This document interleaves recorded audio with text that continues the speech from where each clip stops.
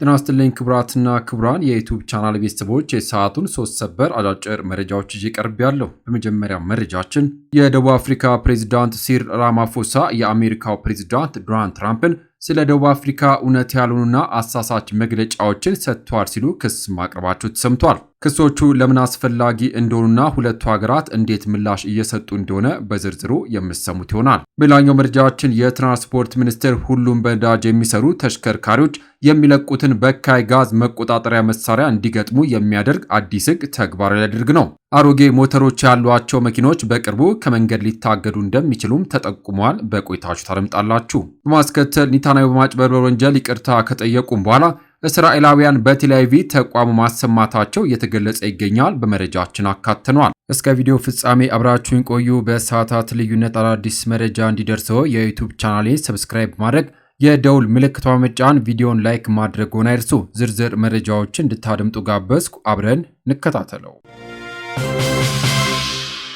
ክቡራን አድማጮች፣ በቅድሚያም የደቡብ አፍሪካው ፕሬዝዳንት ሲሪል ራማፎሳ የአሜሪካው ፕሬዝዳንት ዶናልድ ትራምፕ ስለ ሀገራቸው ከእውነት የራቁ መግለጫዎችን መናገራቸው ቀጥለዋል ሲሉ ከሷል። ራማፎሳ ለሕዝቡ ባደረጉትም ንግግር ትራምፕ ከቀናት በፊት ደቡብ አፍሪካ በፍሎሪዳ በሚካሄደው የደቡብ 20 የመሪዎች ጉባኤ ላይ እንደማይጋብዟት መናገራቸው ተችተው አንስተዋል። በአፍሪካን እርስ ላይ የተካሄደ የዘር ማጥፋትና በአገራችን በነጮች ላይ የተፈጸመውን መሬት ስለመቀማት ከእውነት የራቁ መግለጫዎችን ደጋግመው ትራምፕ ተናግረዋል ሲሉ ራማፎሳ አክለዋል።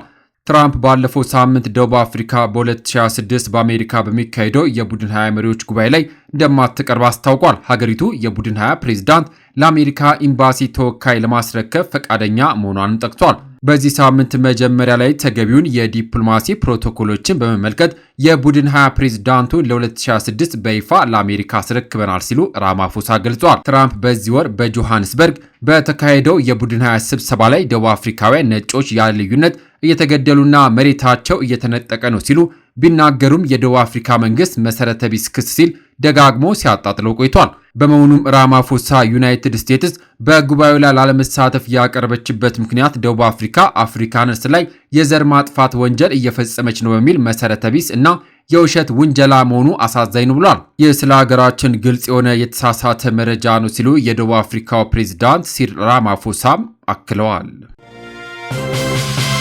በሌላኛው መረጃችን በነዳጅ የሚሰሩ ተሽከርካሪዎች የሚለቁትን በካይ ጋዝ መቆጣጠሪያ መሳሪያ እንዲገጥሙ ሊደረግ ነው። የኢትዮጵያ የሲቪል አቪዬሽን ባለስልጣን ከጽዋት የሚዘጋጅ የአውሮፕላን ነዳጅ ለመጠቀም የሚያስችል ዘላቂ የአቪዬሽን ነዳጅ ላይ የተሰራ የአዋጭነት ጥናት ሪፖርት ህዳር 18 ቀን 2018 ዓ.ም ሲያቀርብ የተገኙት የትራንስፖርትና ሎጂስቲክ ሚኒስትር ዶክተር አለሙ ስሜ በነዳጅ የሚሰሩ ተሽከርካሪዎች የሚለቁት በካይ ጋዝ ምን ያህል መሆን እንዳለበት የሚወስን ስታንዳርድ መዘጋጀቱን ገልጸዋል። ሚኒስትሩ ስታንዳርዱን ያዘጋጀው ከኢትዮጵያ የደረጃዎች ኢንስቲትዩት ጋር መሆኑና አሽከርካሪዎች በዘጋጀው ስታንዳርድ መሰረት የማይጠቀሙ ከሆነ እንደሚታገዱ፣ በተለይም ለረጅም ጊዜ ያገለገሉና ሞተራቸው ያረጀ ተሽከርካሪዎች የሚለቁት በካይ ጋዝ ከፍተኛ በመሆኑ ካላስተካከሉ እንደሚታገዱ ማስታውቋል። ተሽከርካሪዎቹ የሚለቁት የጋዝ መጠን በሕጉ ከተቀመጠው በላይ መብለጥ እንደሌለበትም መጠኑን ያስቀመጠ የሕግ ድንጋጌም ተዘጋጅቷል። የሕግ ስራ ላይ መዋሉ በካይ ጋዝ እንዲቀንስ ያደርጋል። ስለዚህ በቅርብ ስራ ላይ መዋል እንጀምራለን ብሏል። ስታንዳርዱን ተግባራዊ ለማድረግ የሚያስችል ቴክኖሎጂ መኖሩን የገለጹት ሚኒስትሩ አሽከርካሪዎች ቴክኖሎጂውን መጠቀምና ስታንዳርዱን ማሟላት ግዴታቸው እንደሆነም ተናግረዋል። ማስከተል የጠቅላይ ሚኒስትር ቤንያሚን ኔታንያሁ የሙስና ክስ ሙሉ በሙሉ ይቅርታ እንዲደረግላቸው ያቀረቡትን አቤቱታ በመቃወም በቴልአቪቭ በሚገኘው የፕሬዝዳንቱ አይዛክ ሄርዞግ መኖሪያ ቤት በቁጣ የተሞላ እስራኤላውያን ተቃውሞን አሰምተዋል። የ76 ዓመቱ ኔታንያሁ በስልጣን ዘመናቸው ለረጅም ጊዜ በዘለቀው የሙስና ክስ ፕሬዝዳንታዊ ይቅርታ እንዲደረግላቸው ከጠየቁ ከሰዓታት በኋላ እሁድ ምሽት የተካሄደው የተቃውሞ ሰልፍ ጥፋተኝነታቸውን ሳይቀበሉና ጽታቸውን ሳይገልጹ ነው በሚል ተቃውሞ ተቀስቅሷል።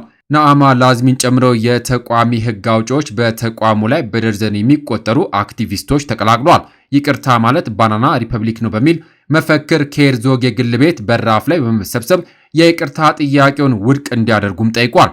አንድ ተቃዋሚ እንደ ኔታንያሁ ብርቱካን እስር ቤት ልብስ በሱፍ ለብሶ ሲታይ፣ ሌሎቹ ደግሞ ከትልቅ የሙዝ ክምር ጀርባና በላዩ ላይ ይቅርታ የሚል ምልክት ጽፈው በኔታንያሁ ላይ ቁጣቸውን ገልጸዋል። ኔታንያሁ ይችን ሀገር እንዴት እንዳፈረሱ ዋጋ ሳይከፍሉ ምንም አይነት ኃላፊነት ሳይወስዱ ችሎቱ ሙሉ በሙሉ እንዲሰረዝ እየጠየቁ ነው ስትል ታዋቂዋ ጸረ መንግስት አክቲቪስት ሺክማ ብሬስለር ተናግራለች። አክላም የእስራኤል ሰዎች አደጋ ያለውን ነገር ይገነዘባሉ፣ እናም ይህ ችግር በእርግጥ የአገራችን የወደፊት ጣፋንታ ነው ብላለች። ሀገሪቱ የረጅም ዓመታት ጠቅላይ ሚኒስትር ኔታንያሁ በሙስና በጉቦ በማጭበርበርና እምነትን በመጣስ ክሶች ላይ ለ5 ዓመታት ያህል ፍርድ ቤት ቀርበዋል ሲል ዳጉ ጆርናል ዘግቧል።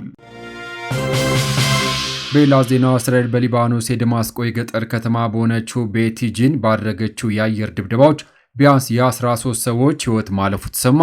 የእስራኤል መከላከያ ሚኒስትር አይዲኤፍ ወታደሮች በተያዘችው የጎላን ሃይትስ ዳርቻ ላይ ወደሚገኘው መንደሩ ገብተው በእስራኤል ሲቪሎች ላይ የሽብር ጥቃቶችን አድርሰዋል ሲል የተናገረላቸው ታጣቂዎች በቁጥጥር ስር መዋሉን ገልጿል። የአይዲኤፍ ቡድን አርብ ዕለት ባደረገው ዘመቻ የጃማ እስላሚያ ታጣቂ ቡድንን ኢላማ እንዳደረገም ተናግሯል። ጥቃቱ ሲጀምር የሊባኖስ የሙስሊም ወንድማማችነት ቅርንጫፍ የሆነውን የጃማ አልእስላሚያ አባላትን በርካታ የታጠቁ አሸባሪዎች ወደ እስራኤል ወታደሮች መተኮሳቸውና እስራኤል እየተከተለች እንደሆነ ተናግራለች። የእስራኤል ጦር 55 የተጠባባቂ ብርጌድ አርብ ጠዋት ላይ ቤቲጂንን በመውረድ ላደረሰው ጥቃት ምክንያቱም እዚያ የሚኖሩ 3 ሶሪያውያን የጃማ አልእስላሚያ አባላት እንደሆኑና ለእስራኤል አደጋ መሆናቸውን የእስራኤል ባለሥልጣናት ገልጿል። የሶሪያ የውጭ ጉዳይ ሚኒስትር በቤቲጂን ውስጥ የእስራኤል ወረራ ጦር ፓትሮል የፈጸመውን የወንጀል ጥቃት በማውገዝ መግለጫን አውጥቷል። የወረራ ኃይሎቹ ቤቲጂን ከተማ በጭካኔ ሆን ተብሎ በቦምብ ማጥቃት ወረራቸው ከከሸፈም በኋላ ሙሉ በሙሉ የጦር ወንጀል ነው ብሏል። የሶሪያ የውጭ ጉዳይ ሚኒስትር ሴቶችና ሕፃናትን ጨምሮ ከ10 በላይ ሲቪሎች ሕይወታቸው እንዳለፈም ገልጿል።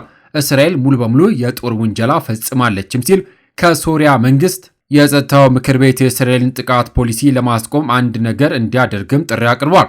የእስራኤል የህዝብ ብሮድካስቲንግ ኦፕሬሽኑ የጃማ አልእስላሚያ አባላትን ያነጣጠረ የእስር ወረራ እንደሆነም ተናግሯል። የእስራኤል ጦር ቃል አቀባይ እንዳሉት ከቡድኑ ጋር የተያዙ 3 ሰዎች ተይዘዋል ብሏል። እስራኤል ቡድኑ በደቡብ ሶሪያ አሸባሪዎችን ለመመልመል እየሰራ መሆኑና በሰሜናዊ ግንባር ብሎ በሚጠራው እስራኤል ከሊባኖስ ጋር በምታዋስን ሰሜናዊ ድንበር ሚና እንደሚጫወትም ተናግራለች። ጃማ አልእስላሚያ ምንድነው? ቡድኑ የሙስሊም ወንድማማቾች የሊባኖስ ቅርንጫፍ ሲሆን እንደ አውሮፓውያን አቆጣጠር በ1956 የተመሰረተ ነው። አንድ የፓርላማ አባል ውጪ የፖለቲካ ቅቡልነት ያልነበረው በቅርብ ዓመታት ውስጥ ከኢራንና ከሂዝቦላ ጋር በፖለቲካዊ መልኩ በመቀራረብ የታጠቀው ክንፉ የሆነው የፉጃር ኃይሎች በ2023 እስከ 24 በእስራኤል ላይ በተፈጸሙ አንዳንድ ተግባራት ተሳትፏል ስትልም ክስ ታቀርባለች። የተከበራችሁ የዩቲዩብ ቻናል ቤተሰቦች ከዚህ በፊት በትሩዝ ኢትዮጵያ ቻናላችን የምታውቁም ቢሆንም አሁን ግን ባልታወቀ ምክንያት በብዙ ሺህ ተከታይ የነበረው ቻናላችን በመዘጋቱ ያዘንን ቢሆንም ግን በአዲስ መንፈስ በሌላ ቻናል ተመልሰናል። ሁላችሁም ይህንን ቻናል ሰብስክራይብ በማድረግ እንድትቀላቀሉኝ ሀሳብና አስተያየታችሁን ኮሜንት በማድረግ ድጋፋችሁ አይለይኝ ስል ከምስጋና ጋር በአክብሮት እየጠየቁኝ ለሰዓቱ ያስኩላችሁ ሰበር መረጃዎች እነዚህን ይመስሉ ነበረ። ከሰዓታት በኋላ በሌሎች በአዳዲስ መረጃ እስከምንገናኝ በያለንበት የዓለም ዳርቻ ቸር እንቆይ።